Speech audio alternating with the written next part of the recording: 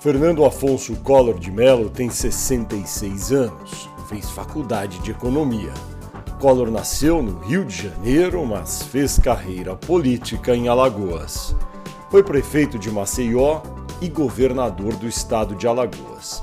Em 1989, foi eleito presidente da República na primeira eleição direta para o cargo depois da ditadura militar. Em 1992, sofreu um processo de impeachment e foi afastado. Voltou a ser eleito em 2006, quando disputou e venceu a eleição para senador por Alagoas. Reelegeu-se para o mesmo cargo em 2014. Fernando Collor já foi filiado a diversos partidos, pela ordem Arena, PDS, PMDB, PRN e PRTB. No momento, está no PTB. Em 2015, viu seu nome ser citado na Operação Lava Jato, que apura casos de corrupção ligados à Petrobras. Em 20 de agosto de 2015, o Procurador-Geral da República, Rodrigo Janot, apresentou denúncia contra Collor ao Supremo Tribunal Federal. O senador é acusado dos crimes de corrupção e lavagem de dinheiro. Da tribuna do Senado, Collor negou o envolvimento com a Lava Jato. Disse que as denúncias foram feitas com base em ilações e falsas versões impingidas à opinião pública de forma a esterilizar a verdade. Olá, bem-vindo a mais um Poder e Política Entrevista. Este programa é uma realização do portal UOL e a gravação é realizada no estúdio do UOL em Brasília. Entrevistado desta edição do Poder e Política é o ex-presidente da República, Fernando Collor de Mello, que hoje é senador por Alagoas, pelo PTB de Alagoas. Presidente Fernando Collor, muito obrigado por sua presença aqui no estúdio do UOL. Presidente, o Brasil passa por um momento de crise política. O que levou a essa atual conjuntura? Eu diria que o país vive hoje uma crise política talvez sem precedentes. Sem precedentes. É o que me parece, é o meu sentimento. E uma crise econômica também de extrema gravidade. Portanto, deslindar esse cruzamento de duas crises que afetam a nação como um todo, com essa abrangência e profundidade, é algo extremamente difícil. Acho que seja necessário muita habilidade política, muito senso de responsabilidade para com o presente, para com o futuro que se avizinha, não digo nem no médio prazo, digo no curto prazo.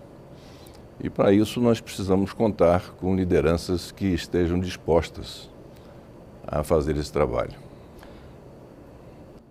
Em que medida a situação atual do Brasil guarda similitudes com a de 1992, quando o senhor enfrentou também uma crise que redundou no enfrentamento de um processo de impeachment?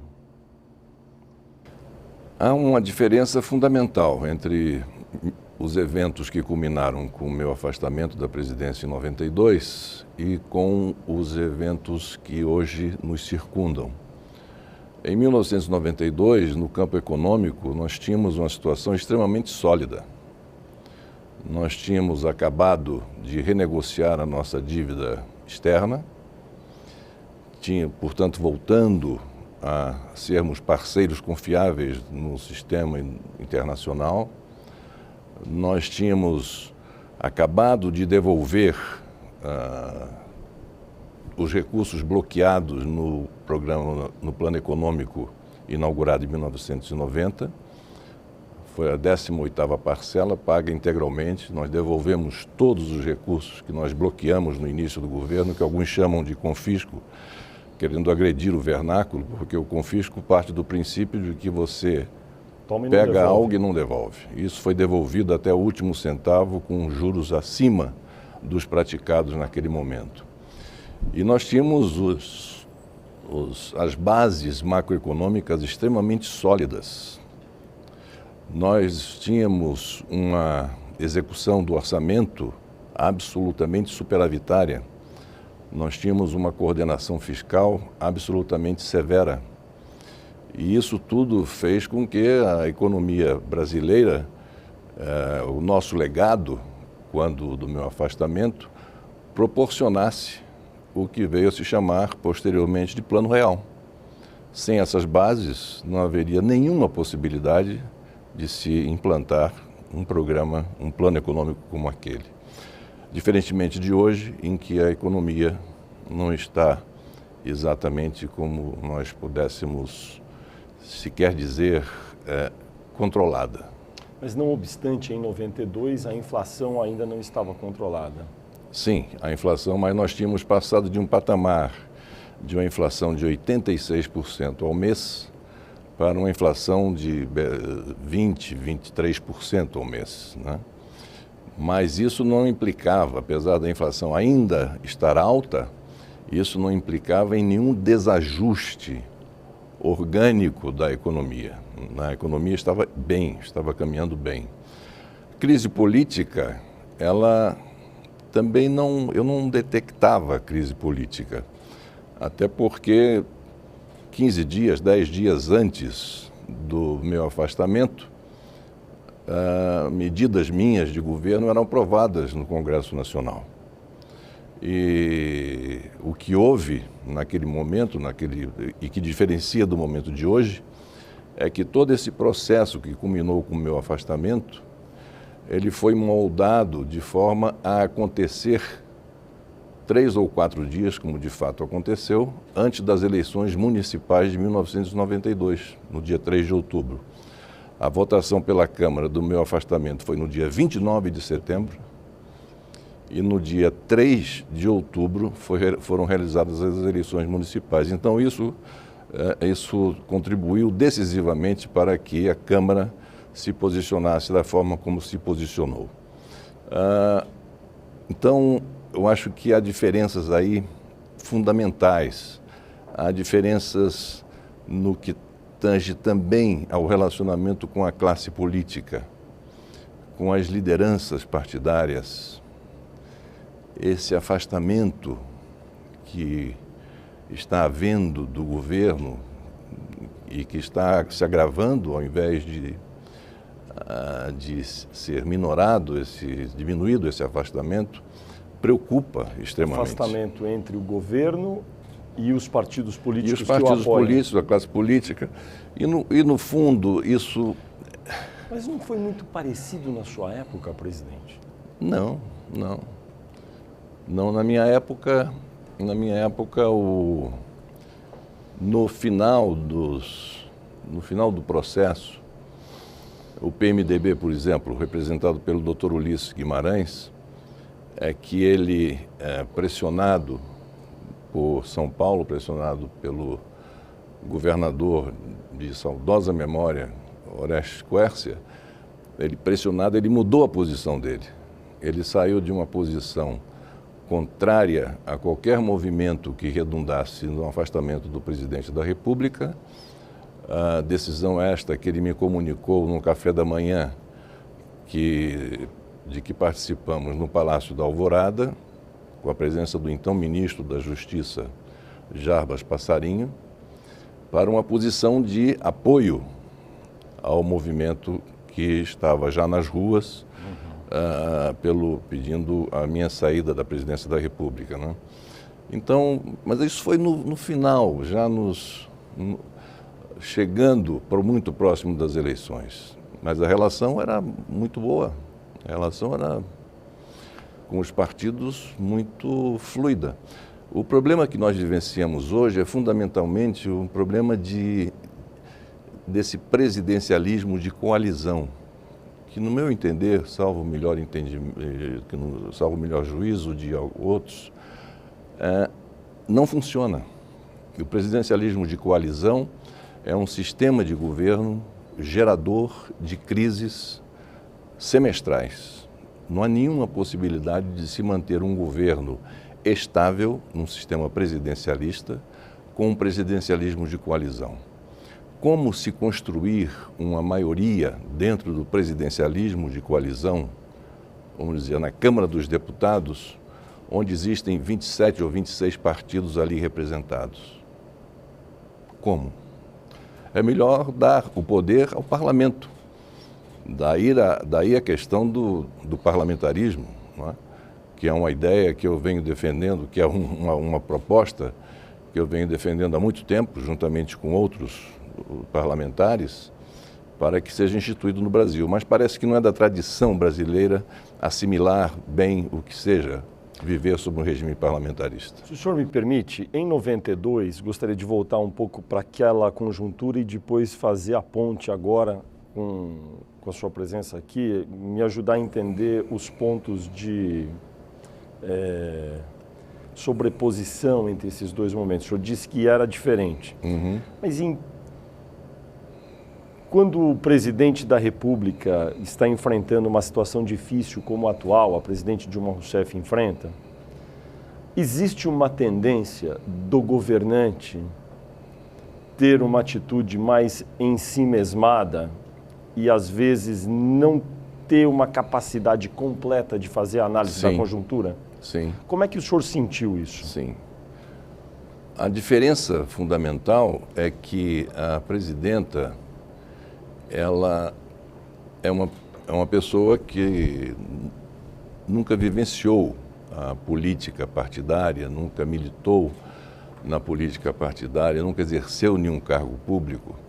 Portanto, aqui em Brasília, não tinha experiência, não tinha o conhecimento exatamente, e mais do que não ter conhecimento do que era a política, do que seria o Congresso, ela não gostava disso. Né? Não gostava. Não gosta, não nutre prazer. Não nutre prazer. Não é? Então, fundamentalmente, no momento de crise, e eu enfrentei vários momentos de crise durante o meu governo, a primeira reação do governante é se isolar.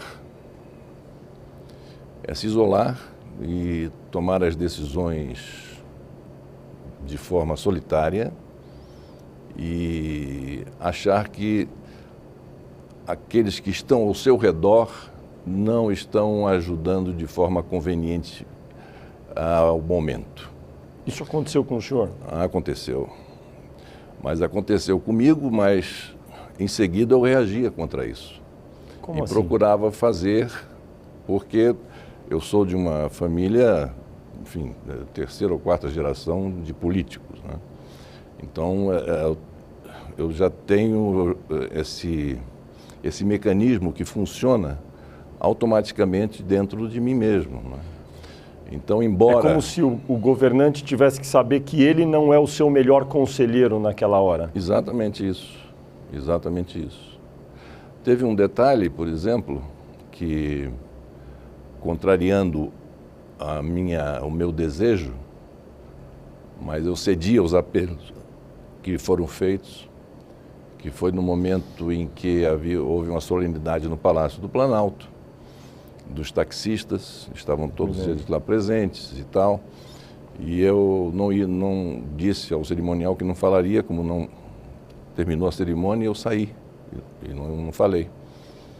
Mas aí eles em coro pediram, fala, Collor e tal, e foram lá os ministros me buscar para que eu falasse e tal. E saiu aquele grande equívoco, aquela grande pichotada, que foi a de conclamar o povo a sair às ruas no domingo vestido de verde e amarelo, e eu entreguei de bandeja um prato para aqueles que se opunham a mim sair de preto e mostrar que não era esse o sentimento da população, o que eu imaginava ser. De modo que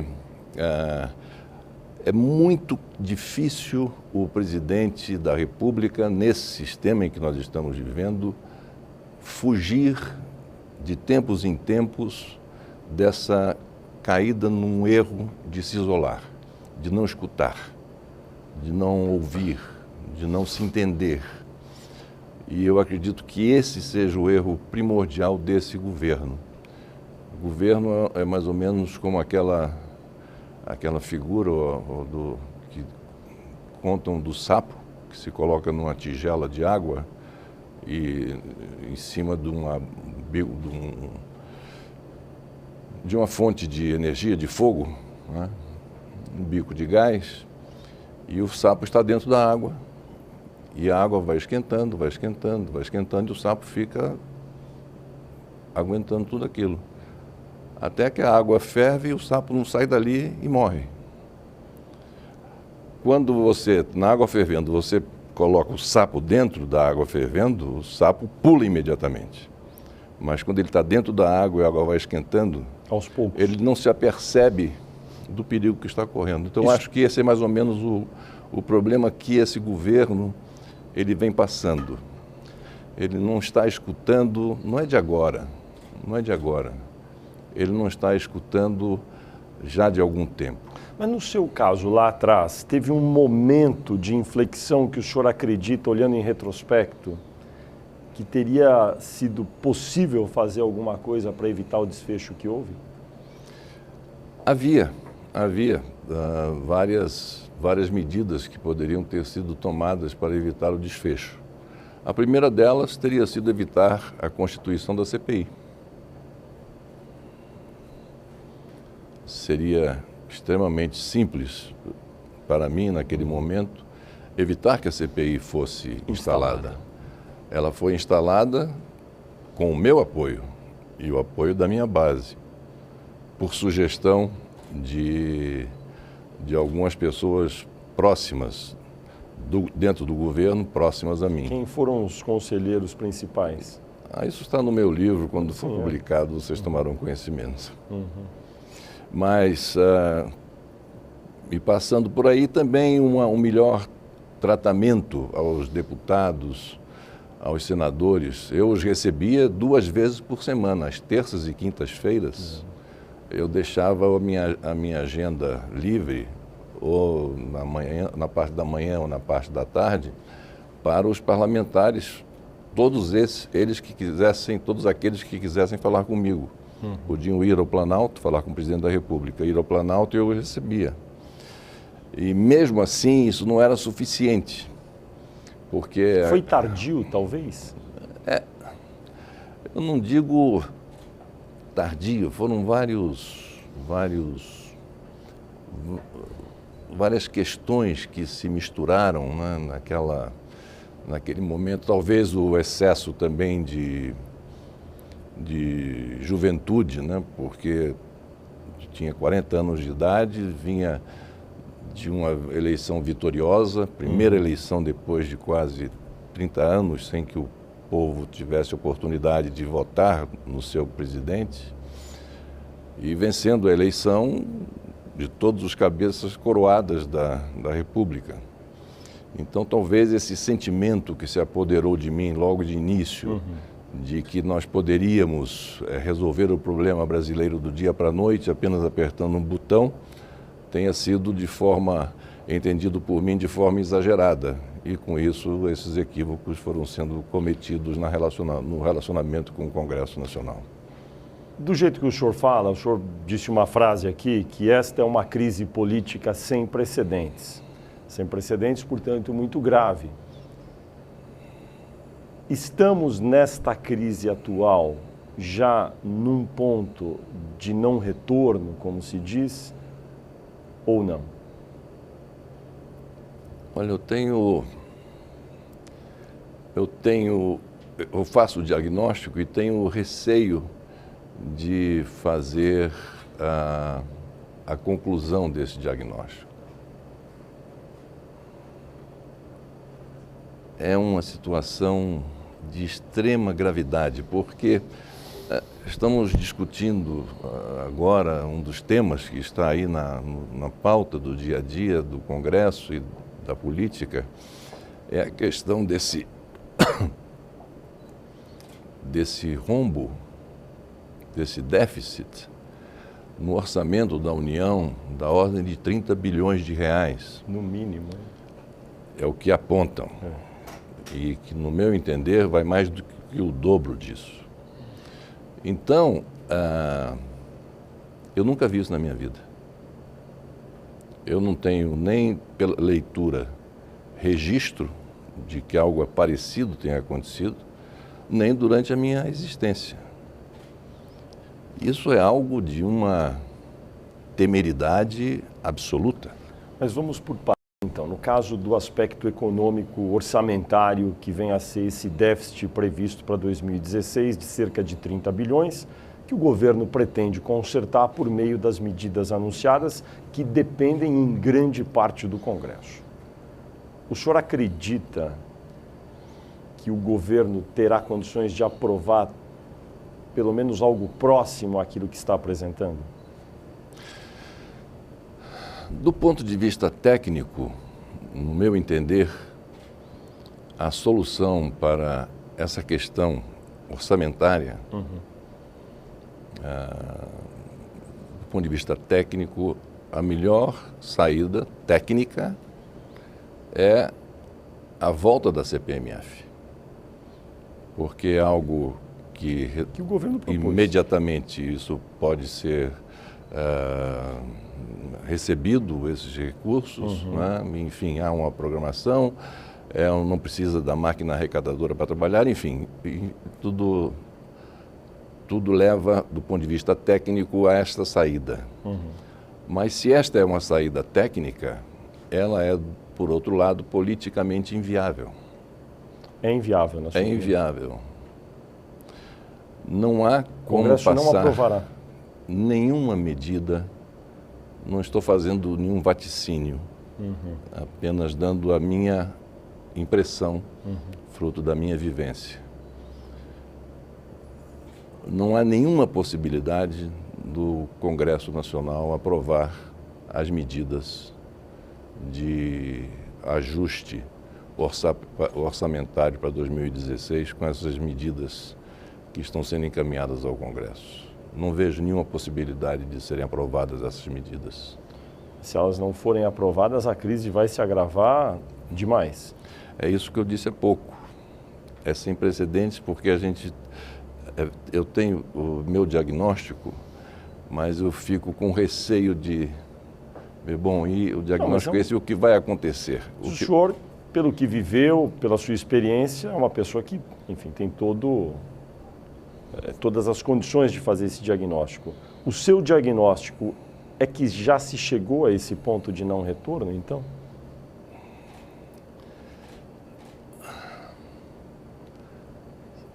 Nós precisamos acreditar em milagres para achar que nós ainda não chegamos a um ponto de não retorno. A presidente manifestou o desejo em agosto de fazer uma reforma ministerial, agora no mês de setembro, reduzindo de 39 para 29 o número de ministérios. Foi uma decisão acertada? É tardia. Tardia. Essa reforma... Mas acertada, porém tardia, seria isso? Exato. Essa era uma decisão que ela deveria ter tomado, no meu entender, logo no início do ano, de acordo com o que eu próprio sugeri a ela. Tive a oportunidade de sugerir a ela numa reunião com as lideranças do Senado e ela no Palácio do Planalto. E, enfim, depois de um panelaço, essa batida de panelas, né, que chamam panelaço, fruto de uma intervenção dela, aparição dela na televisão, alguma coisa, eu tive a oportunidade de dar a minha opinião. Como ela reagiu? Isso que eu vou falar, eu vou dizer como ela reagiu. Eu disse a ela: presidente, eu acho que ninguém substitui a senhora como presidente da República e líder política da nação na comunicação com a população, porque os ministros anteriormente, secundando ao tal panelaço, tinham sido escalados para defender o governo. E eu dizia que os ministros, por mais competentes que eles fossem, eles não substituíam a palavra da chefe da nação líder política do Brasil, que é ela. E sugeri que a primeira palavra dela, numa aparição em rádio, televisão, numa rede nacional, seria pedir desculpas. E ela perguntou, desculpas por quê? Eu disse, por quê, presidente? Isso foi em março, começo de março. Porque há 3 meses atrás, ou 4 meses atrás, nós estávamos nas ruas dizendo que a energia elétrica não ia subir, o custo da energia elétrica para as famílias, que a inflação estava sob controle, que os juros não iam subir, que a gasolina não ia subir. Enfim, e o que nós estamos vendo agora é completamente diferente daquilo que nós estávamos falando. E ela? E ela, rabiscando num papel, depois dessa pedir desculpas por quê, e disse ela também que ela deveria falar com humildade e falar diretamente para o coração da mãe de família, da dona de casa, do chefe de família, dizer que houve equívoco na avaliação que levaram a ela do que seria o ano de 2015, mas que ela, como presidente da República, embora não tivesse sido responsável pelo desenho desses cenários, que ela tinha que assumir a sua responsabilidade diante disso. E pedir desculpas, fazer um chamamento para novamente estarmos todos juntos e, ato contínuo, anunciar que iria cortar uns 15 ministérios e metade dos cargos em comissão na esplanada dos ministérios. O senhor disse isso a ela meados de março. Começo de março. E ela reagiu ao final como? Não fazendo nada disso. Mas ela disse algo ao senhor ao final da conversa a respeito? Nada. Só apenas muito obrigado e... Ouviu? Não, nem muito obrigado. Ouviu? Nem muito obrigado? Não. Ouviu. Mas não escutou. Então, naquele momento, se ela tivesse feito essa redução dos ministérios e, enfim, de cargos, eu acho que isso teria um impacto se ela tivesse falado diretamente para a população. Mas agora, se fosse ela, eu não mexeria em nada. Eu deixaria tudo, em termos de composição de ministério, deixaria tudo como está. Porque nesse momento de crise, não é? No momento de borrasca, não é o momento ideal para se mudar de barco.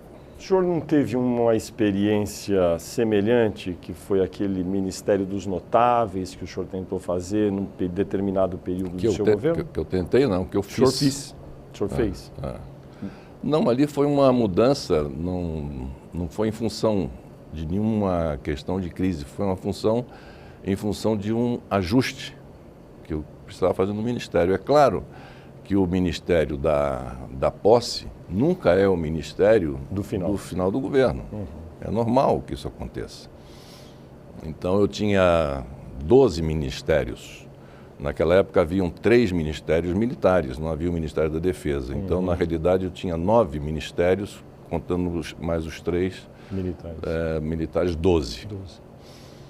E aumentei para 16 nessa reforma, não é? E procurei dar uma feição ao governo que fosse de uma nova fase do governo. Uhum. Porque aquela fase mais difícil, aquela fase mais penosa do arado, de resolver os problemas cruciais que atormentavam a todos nós, essa fase já tinha passado. Nós tínhamos agora que fazer a semeadura e a colheita. Será que a presidente não está pensando da mesma forma agora? É tarde, porque não há quem aceite. Se ela insistir nessa ideia de cortar 10 ministros agora, qual será a consequência? Catastrófico. Descreva. Uma ebulição política na base, algumas dezenas, algumas centenas de graus centígrados acima do que já está. E o sapo morre na panela.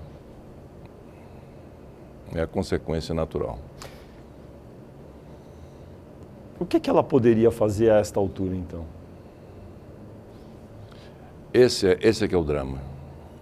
Essa é que é a dificuldade que eu sinto cada dia quando me levanto e olho a situação e vejo, meu Deus, será que não tem alguma forma de se resolver esse assunto?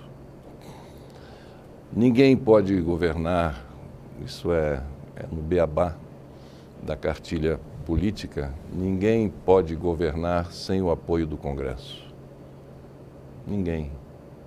Ninguém governa sem o apoio do Congresso dentro de um sistema democrático. E o Congresso, antes ela tinha o apoio, não tinha a simpatia do Congresso, mas tinha o apoio do Congresso. Hoje ela não tem a simpatia, nem tem o que é ainda mais grave, a solidariedade do Congresso. O senhor acredita, então, estou inferindo corretamente uma pergunta, que é inevitável em algum momento, dada a conjuntura atual e sem o milagre que o senhor mencionou, que em algum momento será instalado esse processo de impeachment contra o presidente que a oposição deseja? Eu não acho que o processo de impeachment seja o caminho melhor. Assim, não, mas não a sua opinião sobre ser bom ou não, sobre a inevitabilidade dele. Embora eu considere isso nas minhas projeções, eu sempre coloco essa possibilidade como a mais remota. Talvez em função de um desejo íntimo meu de que não ocorra com nenhum presidente o que ocorreu comigo. Mas sim, é uma possibilidade. É uma possibilidade. Mas dentro da sua capacidade de análise de conjuntura, pela sua experiência, inclusive pessoal, no campo político, essa possibilidade hoje é algo realmente palpável e real? Mas aí eu me permitiria voltar a uma outra conversa que mantive com a presidenta Dilma, na presença de lideranças do Senado, inclusive do vice-presidente Michel Temer, nesse dia também estava. Agora, isso foi recente, tem uns 2 meses. Um jantar no Alvorada? Um jantar no Alvorada. Houve uma reunião com os líderes primeiro e depois um jantar. Isso. E na reunião com os líderes estava se discutindo a questão da pauta de votação no Congresso, em termos de medidas provisórias, do que como votar, do que não votar, disso, daquilo, enfim. E ninguém falava de um assunto que está presente no nosso dia a dia, que é a questão do impeachment. Então eu disse, quando me foi dada a palavra, eu disse, presidente, me desculpe, mas eu não ouvi aqui ninguém se referir a algo que politicamente, eu acredito, nós tenhamos que discutir para saber como evitar, que é a questão do impeachment. É o que se comenta no Senado, na Câmara dos Deputados, nas ruas, nos meios acadêmicos, por pessoas formadoras de opinião. Essa possibilidade, nós temos que enfrentar isso. Do mesmo modo, não houve nenhuma resposta dela, ela não fez nenhum tipo de comentário. Em seguida, ao que eu falei, falou o vice-presidente Michel Temer, a oportunidade em que ele disse que achava que a exposição que eu havia feito estava bem colocada e que teria que merecer por parte do governo atenção devida e tomar medidas que fossem possíveis para evitar que isso se consumasse. Então, eu fico analisando, vendo a cena e vendo essa tentativa até comovente que ela vem fazendo de se reaproximar da classe política, de se reaproximar dos partidos políticos. Comovente por quê? Porque não terá resultado? Por quê? Porque ela já foi abandonada, na sua opinião? A classe política está infensa a esse tipo de demanda por parte da Presidência da República. Eu noto que o senhor está reticente em dizer que talvez o processo de impeachment seja inevitável, mas todas as suas análises levam a quem o ouve a entender que o senhor acha que a presidente está realmente sem saída no momento. Eu vejo a presidente numa situação muito difícil, tanto que eu disse no início que essa é uma crise sem precedentes. E o senhor não tem uma recomendação sobre o que ela possa fazer a esta altura? Bom, as recomendações que eu fiz nessas duas oportunidades, ela não seguiu. E agora está tentando fazer isso, mas o timing se perdeu. O momentum para que fossem tomadas certas decisões passou. É correto dizer, então, que tudo que ela fizer não surtirá o efeito desejado? Não. Não surtirá? Lamentavelmente, no meu entender, não surtirá. Não surtirá. Mas então, e nós temos que... É isso, eu acho que o que nós precisamos fazer enfim, não sei, talvez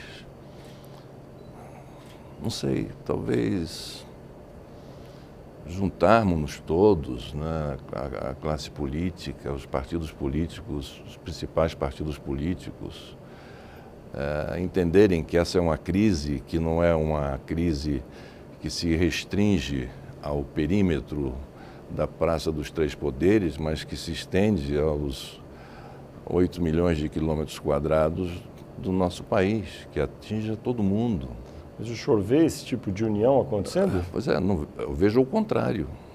Eu vejo o contrário. Então, estou dizendo, mais é um esforço que eu diria da própria classe política, não em função da demanda dela, que não surte efeito.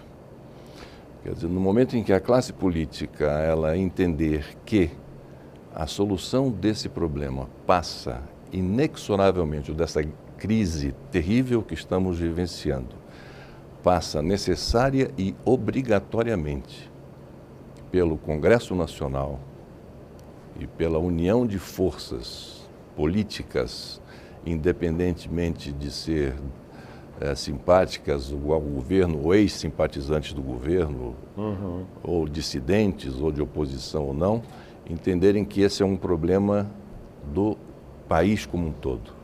E encontraram a saída. Mas o senhor me permite dizer, é muito quase ingênuo acreditar que isso vai se materializar no curto prazo. Nós temos que acreditar em alguma coisa. Então, em função da insistência com que você me faz essa pergunta, bom, qual a solução? Eu digo, bom, para não dizer que não há nenhuma solução, possibilidade de solução. É algo que, inclusive, independe dela, portanto. Que independe dela. Ela não pode mais fazer nada. Independe dela. Ela, a esta altura, nada mais pode fazer.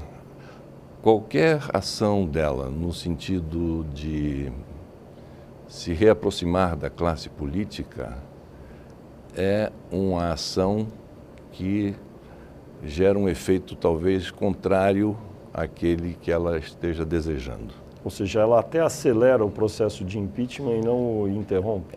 Não digo que ela acelera o processo, eu digo que essa ação dela não contribui para amenizar a grave crise que nós estamos atravessando. É isso que eu entendo. Mas, presidente, se o governante tende a ficar isolado num momento de crise... Que agora não está mais, ela já partiu para a ação. Exato, ela partiu para a ação. Mas se a ação não surte o efeito que seria benéfico a ela teria que voltar para a casa anterior, para o estágio anterior E se resguardar, é isso? Não, ela tem que começar a, enfim, nos bastidores, tentar organizar isso que culminaria com essa possível, né, união das forças políticas que, diante da mastodôntica crise com que nós estamos nos defrontando, entenda que é necessário haver essa união em torno de uma saída que se encontre. Entendi. E a reforma ministerial proposta aí, aparentemente, a ser feita, agravará a crise? Agrava, porque se fosse feito naquele momento, lá atrás, sim, seria entendido, os partidos apoiariam, todos eles entenderiam que precisava esse movimento ser feito, porque era uma demonstração que o executivo estaria dando de cortar na própria carne, de mostrar um desejo de resolver os problemas fiscais do país a partir dos cortes na sua própria estrutura e tal.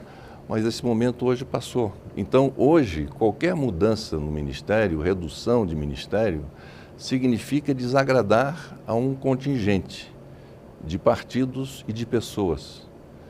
E sem que essa reforma, que teria muito mais um efeito simbólico extremamente forte lá atrás, hoje não teria mais. Quer dizer, não tem nem mais o efeito simbólico e o efeito político é desastroso. Na eventualidade da instalação, do início de um processo de impeachment na Câmara, na conjuntura atual, o desfecho é irreversível ou o senhor acha que no meio de um processo de impeachment o governo teria músculo para revertê-lo? Um processo de impeachment, quem o guia é o imponderável. Não há regra fixa, não há uma matriz, um padrão. Mas dentro dessa teoria do caos que se instaura quando ocorre o impeachment, o senhor acha que para presidente Dilma Rousseff, processo instalado... Isso é péssimo. A chance de ela conseguir, uma vez andando o processo na Câmara, revertê-lo é zero? Para não dizer que é zero, é muito próximo disso. É algo que se transforma começa a ter vida própria, é um processo sobre o qual ninguém mais tem uma racionalidade ao conduzi-lo, porque é a paixão desenfreada, desencadeada dentro de um processo político, né, com a população de alguma forma insuflando e apoiando. Torna-se irreversível. É irreversível. No momento, se for instalado, é irreversível. É irreversível. Até porque, instalado o processo na Câmara, é muito rápido. Automaticamente o presidente é afastado. Não, o processo demora uns 45 dias para ela ser afastada, não é isso? Depende no meu caso foi muito mais rápido. Porque os prazos todos foram ultrapassados e de modo a adequar a votação do meu afastamento às vésperas de uma eleição municipal em que todos estavam com os ânimos muito exaltados e tal. Então, essa questão de prazos, a gente não, num processo político, como é um processo de impeachment, né? Essa questão de prazo, isso aí é vencido rapidamente, da maneira que for conveniente à maioria dos que estão coordenando e comandando o processo. Recapitulando, instalado o processo de impeachment, pode ser muito rápido, é imponderável e o senhor diz irreversível. Se for instalado, se for instalado o processo de impeachment, se for aprovado pela Câmara, que sim, há razões para que haja afastamento do chefe do executivo, automaticamente, ato contínuo. O chefe do executivo é afastado do seu cargo e assume o vice-presidente por um período de 90 dias, quando se imagina o processo na Câmara tenha sido enviado ao Senado, que é o tribunal, pela Constituição, a quem cabe julgar o presidente, o Senado da República, no caso, como tribunal presidido pelo presidente do Supremo Tribunal Federal. E aí não volta mais. Entendi. Mas mesmo na própria Câmara, é isso que eu me referia, uma vez a Câmara decidir, vamos começar o trâmite do processo de impeachment, para ver se vamos ou não afastar o presidente. Ali ele já é irreversível, pelo que eu entendi que o senhor diz, não é?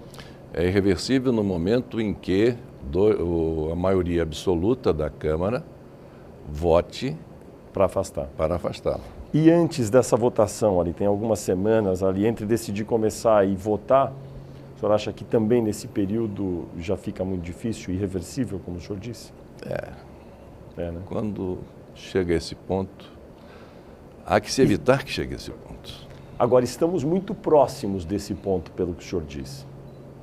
Porque a presidente não tem mais quase como reagir, tem tomado medidas que, no seu entender, não são as mais adequadas, como reforma ministerial, e a classe política, como o senhor disse, está infensa a uma aproximação com o Palácio do Planalto. Então, posso entender que estamos caminhando para a abertura desse processo na Câmara. É correto? Bom, que estamos, vamos dizer assim, na rota, estamos. Do impeachment. Mas essa rota pode ser desviada. Se houver alguma possibilidade dessa união da classe política em torno da construção de um projeto de salvação nacional, ou um projeto de, não sei, enfim, de resolver isso. O senhor está afiliado ao PTB, o senhor tem manifestado várias vezes apoio ao governo da presidente Dilma em períodos recentes. Como é que o senhor se sente, né, tendo a experiência de vida e política que teve e vendo isso agora? Como é que o senhor descreveria o seu sentimento pessoal? O senhor se angustia vendo o que se passa? Me angustio muito, até porque esse filme eu já vi. E desde que era ministro da Casa Civil, o Antônio Palocci, isso já lá se vão 5 anos? Quase 5 anos. Quase 5 anos. Há 5 anos, ou 4 anos. 4 anos, né, na verdade. Eu estive com o ministro Palocci na Casa Civil, levando para ele a minha preocupação, já naquela época, de que alguma coisa, algum azedume estava se formando e se alastrando nas relações entre o Legislativo e o Executivo. E o Palocci então disse para mim, mas, presidente, isso aí eu não percebo isso, porque todos os projetos da presidente estão sendo aprovados no Congresso. Eu falei, realmente é verdade, ela está tendo o apoio do Congresso para essas medidas. O meu receio é que no momento em que ela precise da solidariedade do Congresso, ela não venha a ter esse apoio. E é chegado exatamente esse momento em que a solidariedade é exigida para que o governo saia dessa grande crise em que está introduzido, não é? Porque ela não tem mais instrumentos, nem capacidade, não porque ela não queira, que agora ela está querendo, mas como passou o tempo, ela está privada desses instrumentos essenciais de uma coordenação, de uma concertação política para sair da crise em que ela colocou o seu governo. O presidente Dilma estava preparada para assumir a função de presidente da República do Brasil?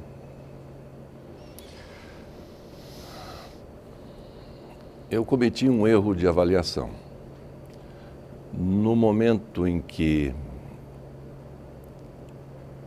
ela era chefe da Casa Civil, eu estava na presidência da Comissão de Infraestrutura do Senado, quando foi lançado o PAC.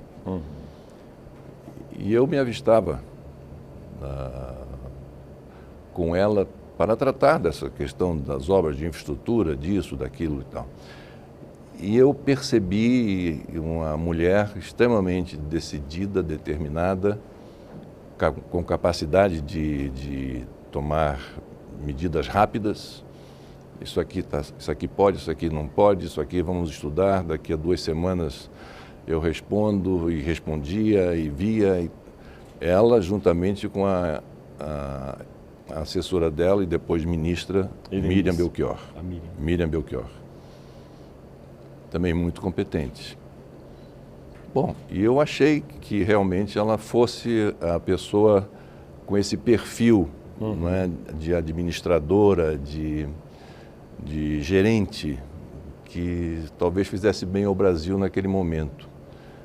Mas depois eu confesso que fui sendo surpreendido por medidas que ela tomava e eu percebia que não havia um certo planejamento, um mínimo planejamento, uma coisa, ou também medidas assim de noção na questão da economia, medidas intervencionistas, a questão do sistema elétrico me deixou muito confuso.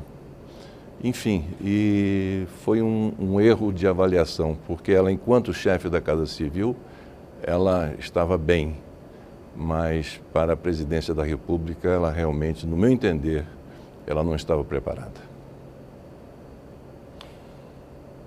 Ela foi indicada, né, o processo é muito conhecido, pelo ex-presidente Lula, que era presidente da República, muito popular, e decidiu ungir uma pessoa, no caso a presidente Dilma, que acabou sendo sua sucessora. O presidente Lula é uma pessoa que tem grande tirocínio político. Por que o senhor acha que ele não percebeu isso, que o senhor também naquela época não viu? Era muito difícil de perceber isso? Bom, para mim foi. Para ele que estava mais próximo? Para ele, mais próximo, talvez não fosse tão difícil quanto para mim, que não a conhecia. A responsabilidade é dele, em certa medida, não é? Pela construção da carreira política da presidente Dilma. Não, é normal que num momento como esse, de buscar culpados, né? Vá lá e dizer assim, não, o culpado foi o Lula porque indicou a Dilma. Ele não pode ser culpado por isso. Se ele indicou a presidenta, a então ministra Dilma, para ser candidata do seu partido, de um conjunto de partidos que formaram aliança para ser a candidata, é porque primeiro os partidos todos, e não somente ele e o partido dele, entenderam que ela seria a melhor candidata. Eu queria fazer mais umas perguntas contemporâneas, mas para encerrar esse apanhado histórico, uma última pergunta sobre a conjuntura.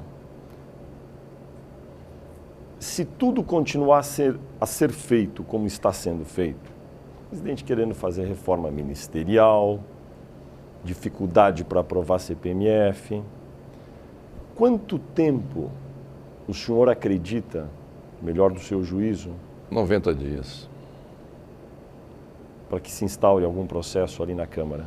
Para que alguma coisa aconteça. Não necessariamente um processo Estamos na no Câmara. dia, hoje, gravando esta entrevista, 22 de setembro, outubro, novembro, dezembro. O PMDB tem a convenção dele marcada para o dia 15 de novembro. Justo. Aí o senhor acha que é uma data relevante? Muito relevante. Após a convenção do PMDB, o senhor acredita que... Depende da maneira em que a conjuntura esteja até lá. Se mantiver mais ou menos como a atual, o desfecho vai ser algo que leve a um eventual afastamento da presidente? Sem dúvida. Eu não tenho dúvida. Eu não posso falar em nome do... Até peço desculpas aos companheiros do PMDB se estão me intrometendo numa seara que não é a minha, mas eu estou aqui falando como, enfim, como um cidadão analisando o quadro. Eu acredito que, sem dúvida, o 15 de novembro irá marcar oficialmente o afastamento do partido do governo da presidente Dilma Rousseff. E uma vez o PMDB decidindo aí uma forma de afastamento, precipita-se o outro processo, que é o eventual afastamento da presidente. Bom, saindo da base de sustentação, o principal partido da base, que é o PMDB, que tem quadros políticos expressivos, não é, de grande capacidade, competência política, que são referências, né, a começar pelo vice-presidente da República, que é do PMDB. Claro. Então isso é um momento de extremíssima gravidade. Se nós já estamos vivendo um momento de extrema, esse seria hiperbolicamente sei lá, algo que a partir daí não sei o que se dará. Seria irresponsável da sua parte responder se de 0 a 10 as chances de a presidente Dilma Rousseff terminar o mandato estão mais perto de 5, 10 ou 0? O senhor não arriscaria? Não. Nesse caso, não. Não arriscaria. Presidente, deixa eu fazer alguma pergunta um pouco mais contemporânea. O senhor, há alguns anos, se posicionou contrário à aprovação de alguns dispositivos da Lei de Acesso a Informações Públicas. A lei acabou sendo aprovada e está em vigor há alguns anos. Olhando em retrospecto hoje, o senhor acha que a lei tem sido positiva ou negativa? Positiva. Apesar de o senhor de ter aqueles dispositivos com os quais o senhor... A minha grande preocupação com a Lei de Acesso à Informação era com segredos de Estado. Sensíveis, extremamente sensíveis, né? E o meu receio é que esses segredos, essas matérias de extremo sigilo, pudesse ter acesso público, não tanto para o público brasileiro, né, mas para o público mundial, internacional, né? Então, em função disso, é que eu me posicionei em relação à Lei de Acesso à Informação como algo que deveria aguardar um pouco mais ou ter uma outra redação que não aquela que foi dada. Porém, ela foi aprovada e hoje eu dou a mão à palmatória, né? Os segredos estão sendo mantidos, reservados, e tem sido um instrumento de acesso a informações por parte da população de extrema valia para o melhor conhecimento da história do Brasil. O senhor está com 66 anos. Como é que está a sua saúde? Boa, muito boa. O senhor faz exercícios regularmente, o senhor fazia muito na época que foi presidente, eu me lembro. Como é que é a sua manutenção aí da forma? na medida que a idade vai permitindo, né? E essa sua pergunta, ela me remonta a uma outra pergunta que foi parecida com essa, feita por uma grande querida amiga de minha época aqui de estudante em Brasília, que é a Soninha.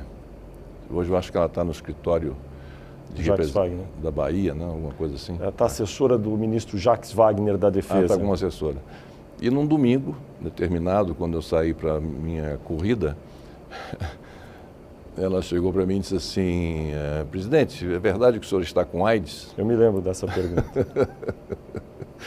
Falei: Soninha, mas que pergunta maluca, Soninha, o que é isso? Porque eu estava emagrecendo e tal, enfim. Mas então a minha saúde está muito bem, né? E graças a Deus em forma. O senhor tem que tomar algum medicamento para controlar a pressão arterial, alguma coisa? Não, a pressão minha 12/8 sempre, nenhum medicamento. O senhor já fez alguma intervenção estética, presidente? O senhor está muito bem. Estética? Não. Nunca? Nunca fiz. Isso aí, esse estar bem vai muito de como você se sente, né? De como você está consigo mesmo e com a sua família. Eu hoje sou uma pessoa muito feliz, com a família recém-constituída, com 2 filhas que eu amo, com uma mulher que amo de paixão, né? Então, e naturalmente mantendo essas minhas atividades, não deixando nunca que essas coisas negativas, né, tomem conta do seu íntimo, né? O senhor tem estado feliz com a sua atual carreira política como senador e quais são seus planos para o futuro? Bom, tenho sim estado feliz com o exercício do Senado, do exercício do meu mandato como senador. Presidi em 2 oportunidades a Comissão de Infraestrutura, a Comissão de Relações Exteriores. Tive a oportunidade de apresentar vários projetos. Sou agora líder do bloco União e Força, que congrega 4 partidos. Enfim, estou feliz. É uma experiência nova, né, no Legislativo e que tem me trazido, né, alegria de exercer. Planos para o futuro, isso aí eu deixo por conta do destino. O senhor se enxerga disputando mais eleições? Sim. Me vejo, sim. Presidente, preciso fazer também uma pergunta, também contemporânea, sobre o fato de o senhor ter sido citado aí nesse caso rumoroso chamado Operação Lava Jato. O senhor já foi à tribuna do Senado, negou envolvimento e criticou muito o procurador Rodrigo Janot. O que aconteceu nesse caso? Tem algo que o senhor poderia acrescentar ao que o senhor já disse? Não, nada a acrescentar, além do que, na minha defesa, eu estarei apresentando. O senhor mantém aí as críticas que fez ao procurador quando o senhor subiu à tribuna? Mas será que nós vamos misturar a entrevista, uma entrevista tão com essa questão do Janot? Nossa. Eu preferia não fazer, não. Tá certo. Muito bem. Presidente Fernando Collor de Mello, senador agora pelo PTB de Alagoas, muito obrigado por sua entrevista ao UOL. Eu que agradeço a oportunidade que você me dá de poder participar dessa entrevista e fazer alguns esclarecimentos sobre, na minha visão, sobre o momento político que estamos vivendo. Muito obrigado.